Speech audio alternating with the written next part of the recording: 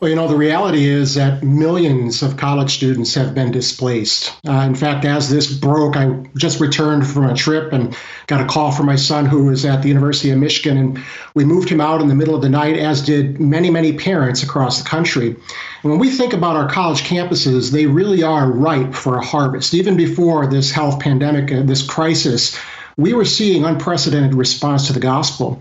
And in fact, just a few years ago, a number of us, really now over 100 organizations through this coalition called Every Campus, started really sensing that a new move of God was emerging on our college campuses. And so we decided to come together and band together like never before to really press into this opportunity. And what we're seeing through COVID-19 is it's now pushed the gas pedal.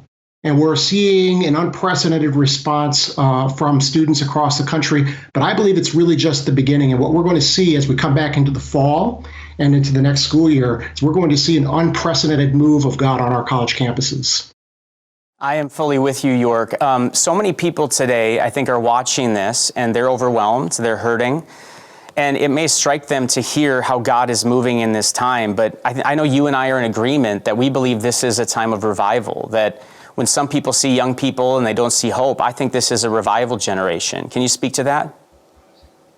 Yeah, so when we think about revival, we're talking about a new normal. We're not talking about business as usual, and we're also not talking merely about mass conversion. I believe that we're going to see a harvest like we've never seen in our lifetime.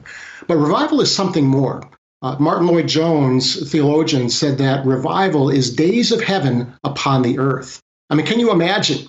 And we in InterVarsity Christian Fellowship have been praying for revival for the last couple of years, praying for what we call a new normal.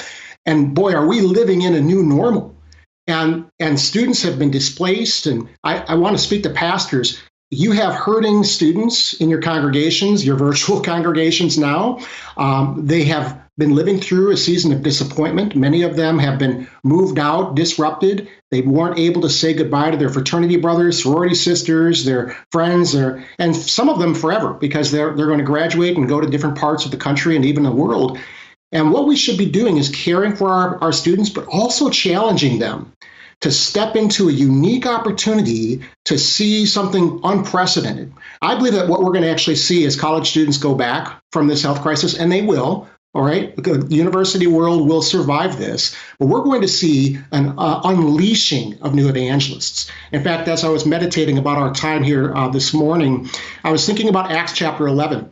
In verse 20, it says, some of them, after this persecution, some of them, men from Cyprus and Cyrene, went to Antioch and began to speak to Greeks also, telling them the good news about the Lord Jesus. And the Lord's hand was with them, and a great number of people believed and turned to the Lord.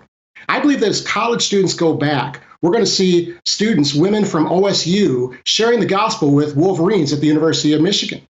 Aggies from Texas A&M sharing the gospel with students from UT Austin. I believe we're going to witness a great outpouring of the Spirit of God as revival sweeps our college campuses.